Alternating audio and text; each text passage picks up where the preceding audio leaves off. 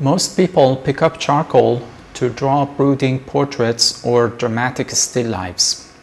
I decided to go in the complete opposite direction and draw Mickey Mouse. Today, I'll show you not only how to draw Mickey in charcoal, but also why doing this kind of exercise can actually improve your portrait skills. The fun part is that drawing a cartoon character in charcoal forces you to think differently about likeness, and that's what makes this such a good exercise. When drawing a real person, likeness lives in the tiniest details. The exact tilt of the eyes, the subtle shape of the nose, even how the corners of the mouth curve. Miss by a millimeter and suddenly your portrait looks like their distant cousin. But with a cartoon character like Mickey, likeness comes from something else entirely, and that's simple, iconic shapes. 2 perfect circles for ears, a rounded face, oval eyes, a bulb for the nose, etc.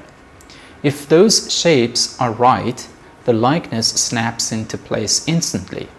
If they're wrong, well, you end up with what looks like Mickey's knockoff cousin from a bargain toy shop. And here is the benefit. Because you don't have to obsess over those micro details, your energy is freed up to explore other elements. You can focus on pushing the values, on experimenting with blending, on creating mood and atmosphere. Normally, cartoon characters are flat and graphic, but with charcoal, I get to exaggerate the shadows, give volume to the cheeks, even create a sense of depth and texture that you'd never see in the clean Disney lines. It's like giving Mickey a dramatic spotlight on stage. Notice how the smallest line around the eyes instantly gives him expression. In portraiture, you'd agonize over realism. Here you can play more freely and concentrate on solid shapes and round forms, with the simple geometric appeal that goes with them. However, like any other subject, this also requires a touch of realism to look alive.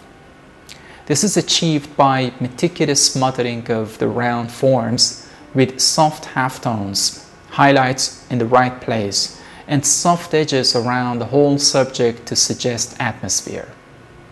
So, what's the takeaway? Drawing Mickey in charcoal isn't really about Mickey at all.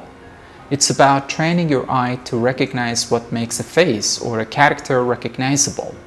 It's about practicing tone, form, and atmosphere without the heavy pressure of photorealism.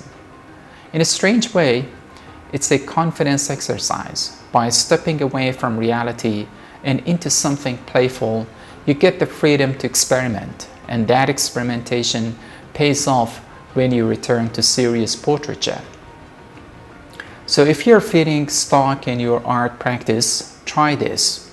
Take your favorite cartoon character and give them the fun, fine art treatment.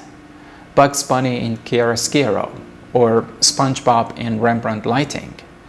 Thanks for watching, and remember, sometimes the best way to grow as an artist is not to take yourself too seriously, even if your subject is a mouse in charcoal.